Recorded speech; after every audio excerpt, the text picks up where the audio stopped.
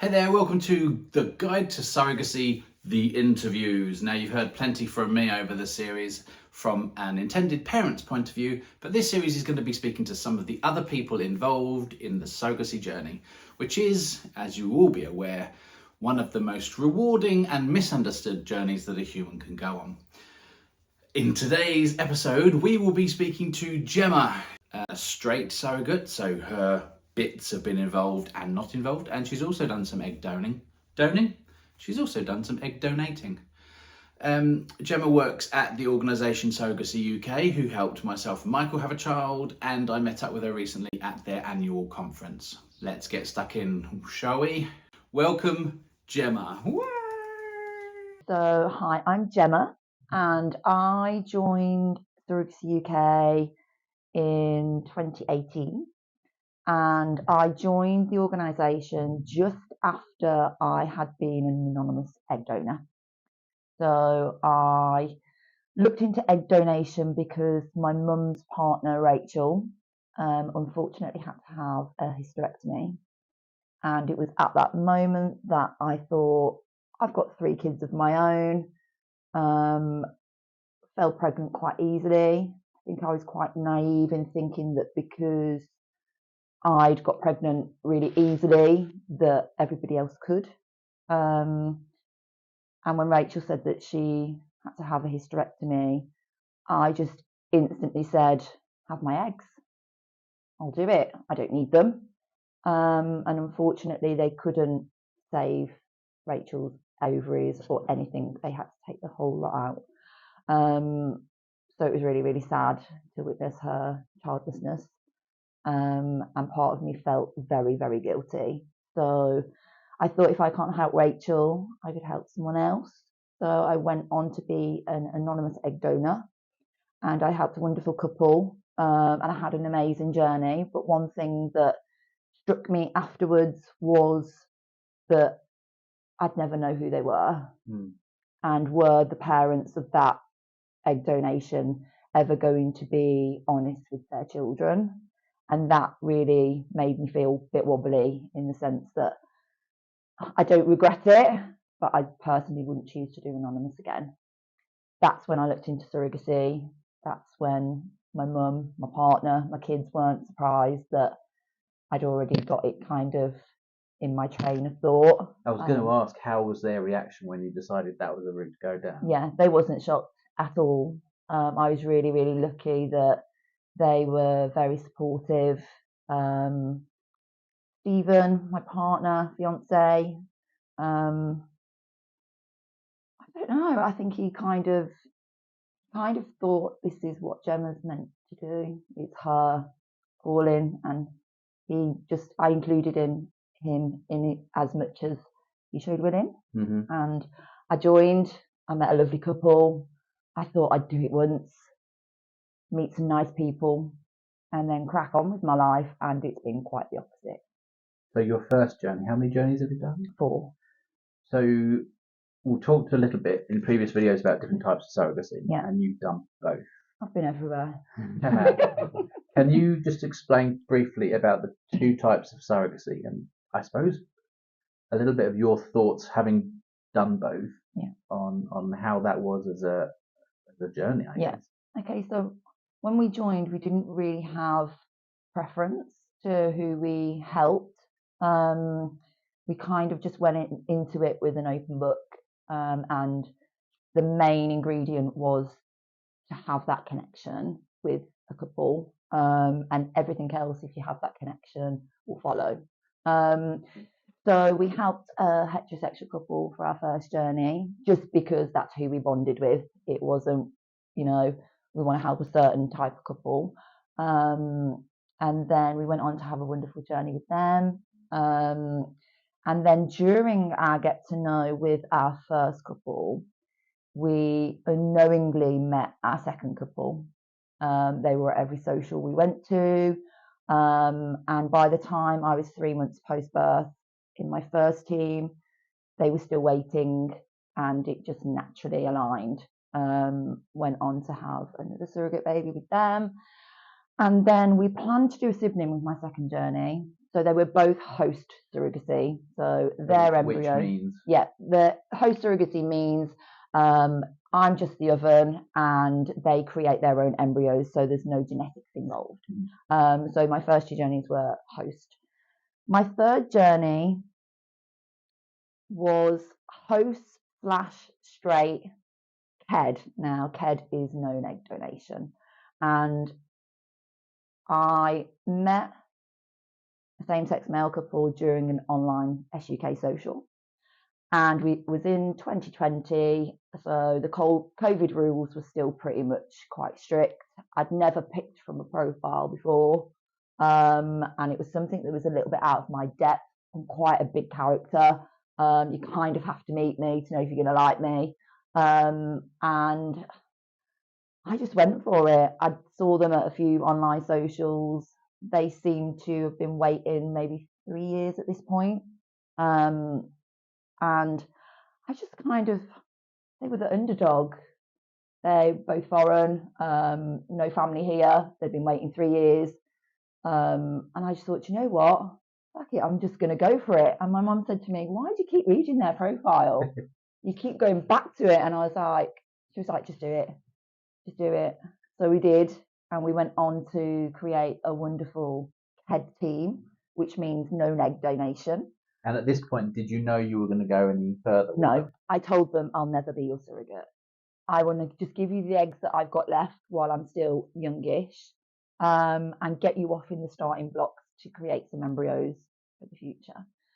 And we created some embryos. They split my eggs. So one IF, intended father, had embryos and the other one split. So they both had the chance to be the biological father. So they quite quickly got a surrogate after, who I am very much best friends with now. And for medical reasons, it just didn't work out with them. And it was sad that we had this kind of mega team of donor, surrogate, IPs. And it was sad, but we continued. And it was then that I knew I wanted to do this again. I told these guys that, I'll never be a surrogate. I don't want to lead you down the garden path. But then I had strong feelings that maybe it didn't work because it was meant to be me. Right. So I then delved into obviously straight surrogacy, so carrying a genetically related baby. Which to hadn't me. been your original intention. Yeah, which hadn't been my original intention. So yeah. Was the reaction from your family and friends different for doing a straight surrogacy than it was for gestational? Absolutely not. No, not during. The pregnancy was pretty much similar to my own, obviously, because I'm carrying my own egg. Afterwards, post-birth, the relationship is definitely different. With your IPs? Yeah, with the IPs that I carried the genetically related baby to me. I don't love them any different because they're all the same, but the responsibility is different with her because she has my history, and my mum feels very, very differently towards her than she does to the other two that were host, because in her words, she carries a little bit of my daughter around with her. So it's the history behind it that is important to nurture that relationship more. Yeah, and that must be quite a difficult thing for your mum to navigate. Yeah, so obviously she's not her nanny, but she kind of feels like she says I'm her surrogate nana, because she's got a piece of you and a piece of my grandchildren, and our genetic is there. So as much as you don't compare the journeys, I love them all the same, but especially my KED, journey. We tend to nurture that relationship more because of the history that is behind it. And was it important for them that you remained in the child's life? Absolutely. And how will she refer to you? Same as the others. Which is? Auntie Jemma. She doesn't have a mum. When people say, oh, you've carried for two same-sex male couples, like, isn't that child going to miss it's mom. And I'm like, no, she doesn't have a mom. I'm not her parent. I'm not her mom. To me, a mom is there day in, day out, doing the night feeds, doing the shitty nappies, doing everything that a parent does. I don't do that. I was going to ask actually, have you had much reaction from other people for you doing this? Has it all been positive? Have you had any negativity? I'd say mainly positive. I do think that the older generation do struggle with acceptance. My children have never had an issue with anything to do with Sophia being their half sibling to the other two not. Children are very, very accepting. They don't call her a baby sister, but they see her as like a cousin, like a cousin that we see them 4 or 5 times a year. We're included in all of the milestones, the big things, which is really important to me as a surrogate. First day at nursery, first day at school, first tooth falling out, all of that we're still included in, which to me is really, really important that my family, not just myself, get to witness that too. Did you have to get your head wrapped around the idea that you'll be carrying a baby that you wouldn't be raising, or was it just... No, it was obviously my 3rd time. It was something that, as a surrogate and a seasoned surrogate, for me, seeing them together as a family is just nothing compares to it. I can't even, if you could sell it in a bottle, it would just be amazing. But yeah, I think until you've experienced it, you don't quite grasp how it feels. What I found talking about surrogacy on a public forum a bit more is some of the negativity, or you hear quite a few incorrect assumptions and things like that. And they include things like slave trade, we're objectifying women, that kind of thing. Do you feel objectified?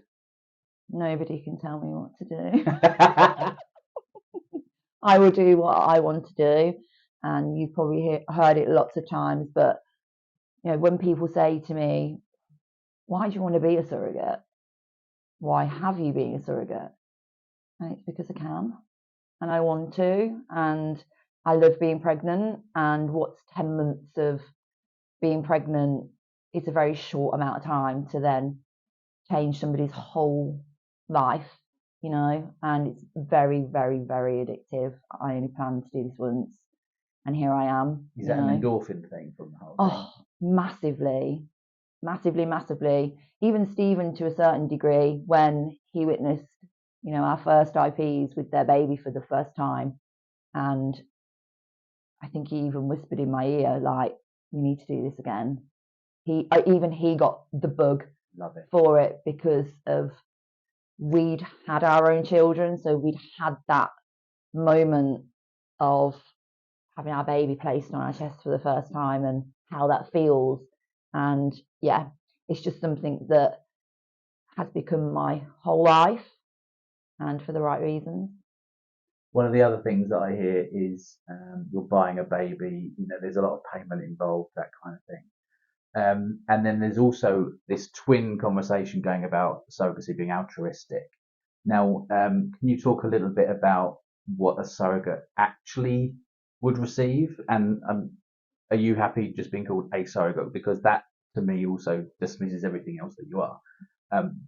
But other than what you're getting out of it emotionally, is it big bucks to become a surrogate, for example?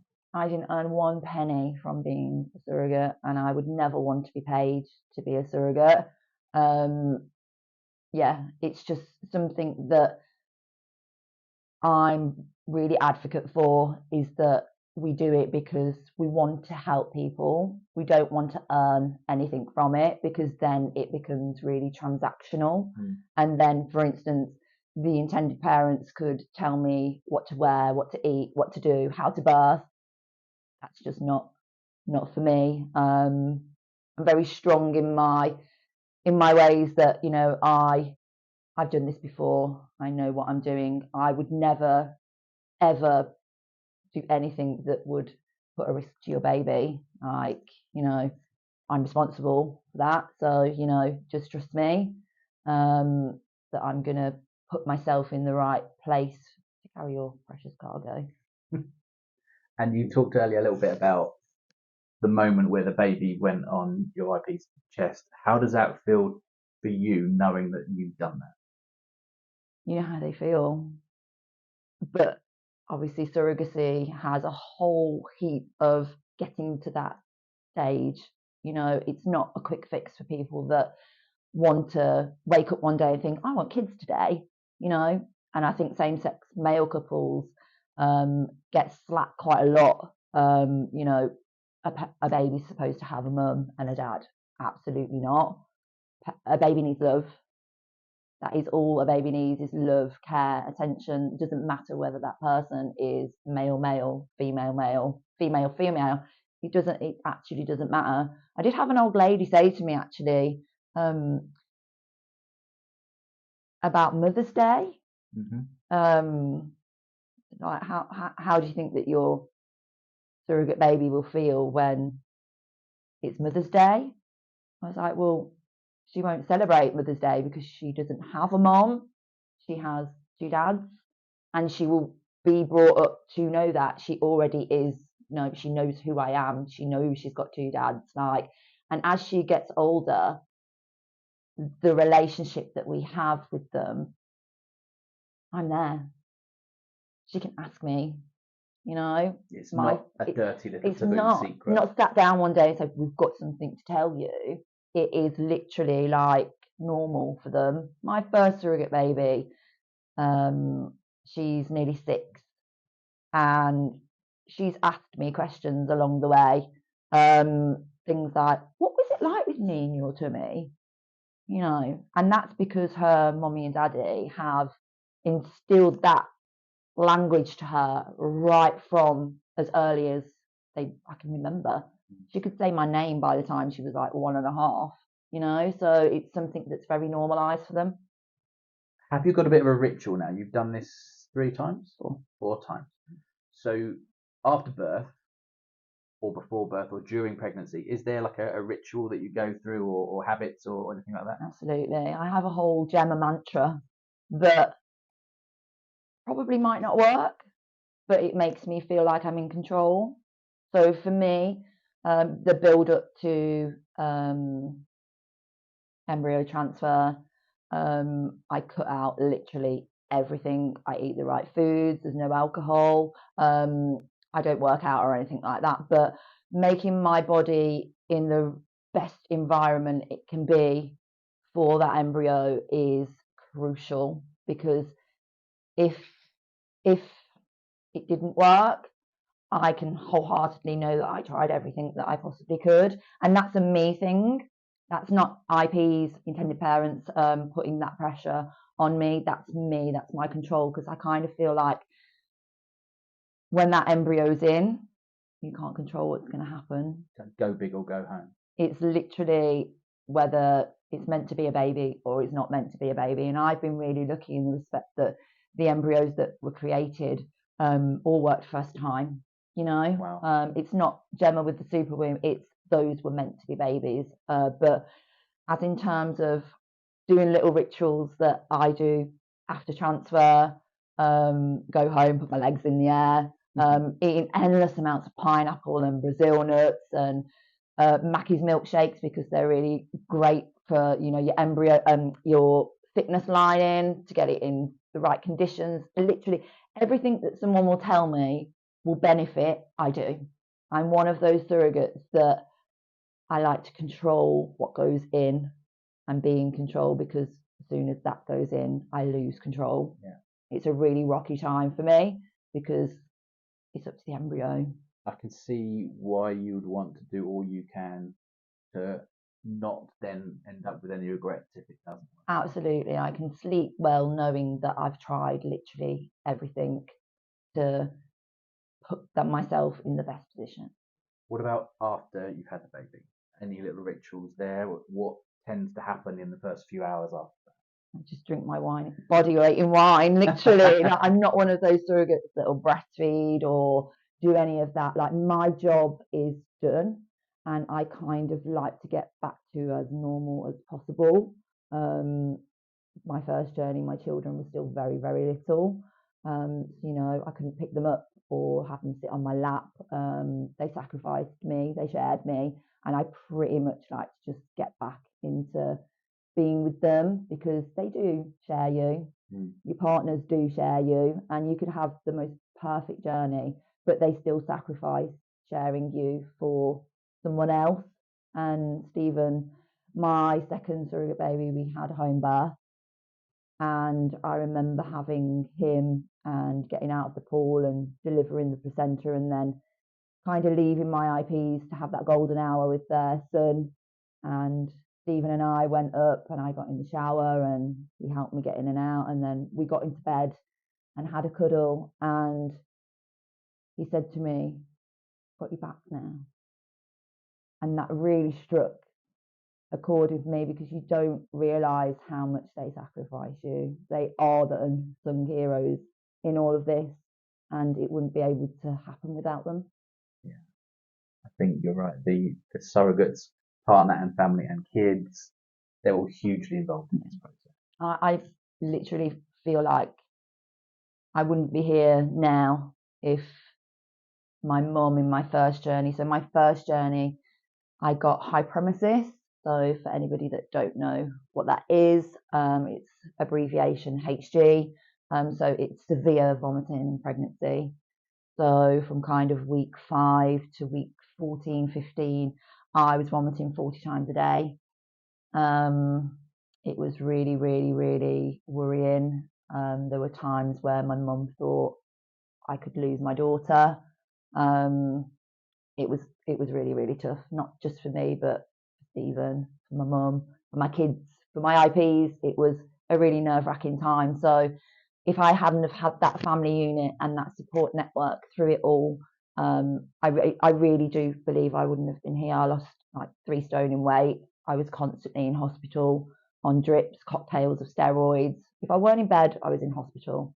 And that's how it was for like 3 months. And yet you went into a second journey. I did. I forgot how bad it was. And if my mum had said no, I wouldn't have continued with it because I couldn't have done it without her. And, the build up to that second journey and leading up to embryo transfer was a really wobbly, rocky time for me and for everyone around me. So, and, my IPs were like, if you don't want to do this, we stop. Me being that fierce, powerful force, it was like, no, I know I can do this. It was worrying, but I didn't get it again. And I was really grateful for that. But we were ready, we had a plan. And I think that when you've got a plan, it kind of makes things a bit easier. So, yeah, just because you're a surrogate, don't think that, just because your pregnancies were okay, that your surrogate pregnancy is not going to be, the same. I was naive in thinking it would. But I was lucky that I had that support network of people around me for it. So, yeah. Have you learnt anything about yourself through doing this that you perhaps didn't realise? Absolutely. I've learned so much about myself. I've learned to handle things that I thought I probably couldn't have. I've had journeys that have been dreamlike. I'm lucky that my 3 sets of intended parents, I still have a relationship with them, and that we are very much parts of their family too. My second team, unfortunately, the relationship didn't continue after. Kind of 9 months post birth, the friendship changed. We saw a shift in that friendship.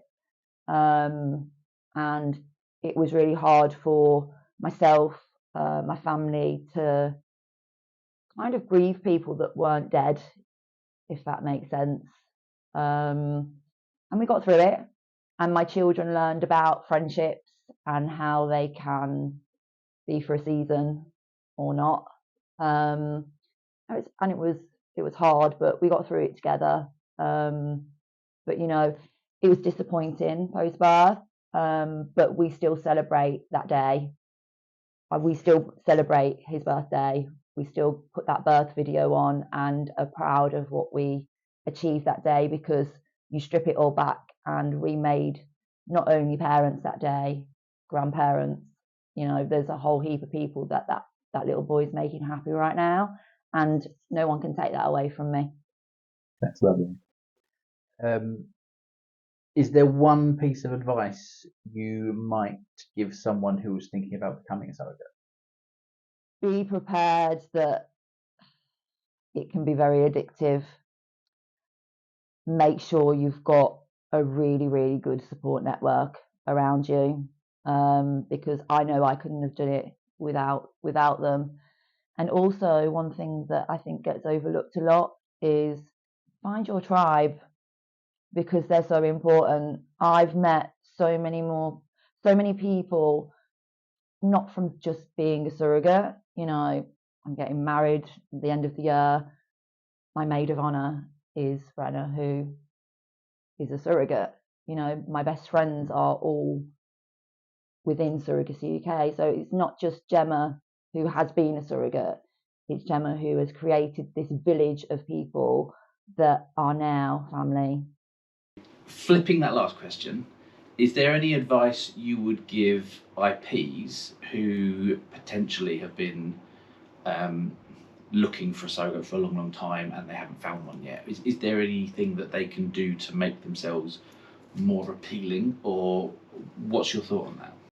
Be authentically yourself and stick to what you have to offer. I think intended parents that have been waiting for a long time can lose that momentum. It doesn't become fun anymore. It becomes a chore.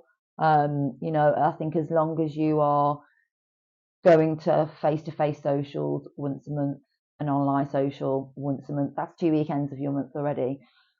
Don't do too much, because you'll burn out. Keep your profile updated. Things like just be yourself. Don't change who you are, because no one can fake it. You're not going to put on a show for that long. And just keep going and have breaks when you need to. Again, find your tribe. I suppose it's being yourself, but it's being yourself in such a way that it gives other people a chance to find you. Absolutely, and be authentically, unapologetically yourself, because that's what we want to see. I look at a lot of IP profiles, and I look at the profile and I know them, and I'm like, you're a bit weird. Like, you've got really weird quirks. Like, why isn't that in there? I'm like, stop being on your best behavior. Like, we want to know those weird quirks. Like, we want to know, like, if you've got fetish or if you like weird food. Like, that's what I like to see in a profile, is that, the fun bits of it. Because for me, I chose selfishly to fit my own family. For me, I wanted to gain not only just a friendship from this, but I wanted my kids to make memories. And I wanted the fun factor in all of this. And you could ask my kids now, what do you remember doing with Shada and Sunny? What was your best bit about, going to see Ivan and Rocco? Why do you love Lewis so much? And they'll go, he's a weirdo. It's things like that, the memories that you remember. So please just be yourselves. Yeah, I guess that gives them an opportunity to stand out from other people by highlighting all of the quirks and all of the unusual bits. Yeah, don't be on your best behaviour. Is there a part of your story that you never get asked about? Is there anything that you don't often get to talk about that perhaps might be of interest to people watching these sorts of videos? Yeah, I think that, I've had journeys that have worked. I've had a journey that didn't work post-birth. And, I've been in a place where I can openly talk about that now. I think when you're going through that negative environment, you don't really know how to piece it together until you're kind of over it, if that makes sense. So I did a session a few years ago on post-birth expectations, and I do think that you know, it is still a very much grey area that's not really spoken about a lot. So yeah, I get asked how they all are, and I openly say, you know, the 3 surrogate babies, we do only see 2. Whereas 2 years ago, I probably would have gone, yeah, they're okay, you know, just to kind of not take the sparkle off it. But now I openly say, you know, surrogacy can be wonderful when it works, but surrogacy can also be a bit of a shit show when it can go wrong. So, you know, I think once you open up an audience to people that have had a negative experience, you then get people that will naturally open up also. And I think that sometimes the groups can show too much of the good bits and not so much of the hard bits, the long journeys, like how long it took you to get pregnant, teams ending. You know, I do think that, you know, we can't do a whole negative, you know, aspect about all of it, but I do think it needs to be spoken of more. I have to say, from a personal perspective, whenever we had a tricky time, when we voiced that, it got the most response. Yeah. It's a very brave thing to do, is to be vulnerable, and, you know, to show that vulnerability of, you know, watching other people come to conference and they've got a baby now, or they're in a get to know, or they're just in agreement, and you're still in that place of not getting there yet. You know, it's really, really difficult for some people to witness. They're happy for them, but they're like, why hasn't it happened for us yet? And it's, you know, it can be a really, really difficult one to navigate. And again, this is where your tribe comes in, of people that, you know, can help support you through it all, and just be there for you through it. That's a very valid point. And just coming in now with our own daughter this year, we felt a little bit of that. Like, there's other people there that we don't almost know. We kind of want to apologise almost. Yeah, you feel that guilt. There's a baggage there. And as a surrogate, you feel, I felt guilty at times when, you know, I'm on my 4th journey and there's some surrogates still that haven't done one, and it's not a competition at all. And I sometimes feel like that it can feel like that when you've not gotten to where you need to be yet, for lots of other reasons, you know. So are there surrogates then that are eager for a journey and it hasn't happened yet? Yeah. Because from an IP perspective, it's almost a case of, well, all the power is with them, as it should be, because it's their bodies. So they will always be getting a situation that they want. So it's interesting to hear that there's surrogates out there that are kind of kicking their feet, waiting. Yeah, because obviously with such a big organisation now, you know, there's probably over 400 IPs waiting for a surrogate, waiting. It's grew as an organisation. And I think that, you know, the surrogate community is growing also, you know, and we cheerlead each other all the way. You know, there's a massive community, but along comes jealousy, and intended parents get it and surrogates get it. It's only natural to feel a bit stung that you've watched somebody do journey after journey after journey that has been successful, and they're still waiting for their moment. But what they forget is that once that moment comes, that is your story. Tell it, because people want to hear it. People that have been waiting long need to hear it, because, you know, it's part of their story as well, you know, that they've been through it. Sharing those bits, share the shit bits is what I always say, because it's really, really, really important. And, you know, it could be that person talking about that is therapy to someone that needs to hear it. Sharing our shit bits is what got Alex talking to us. Absolutely. So that's very true. Have you got any final thoughts in terms of if closing thoughts, if you like? So, as a surrogate, a gestational and a straight surrogate, is there any final thoughts that you might like to just say in terms of people out there watching? I'm trying to think what I'm trying to say. Final thoughts on surrogacy, I guess. If you've got anything you'd like to just round us up with? Okay, so if you're looking into being a surrogate, there's definitely the right path out there for you. An organisation might not be for you. There's the independent. You can go independent and do your own journey. There's your own path. You know, definitely the one thing that resonates with me because of my journeys are the support network. It's crucial to have that. So if you're a single surrogate that doesn't have a lot of support, I definitely advise you to go down the organisation route more so than the independent, because basically they'll be there as a safety net for you, just in case anything did, go wrong. Support network, be prepared to be addicted.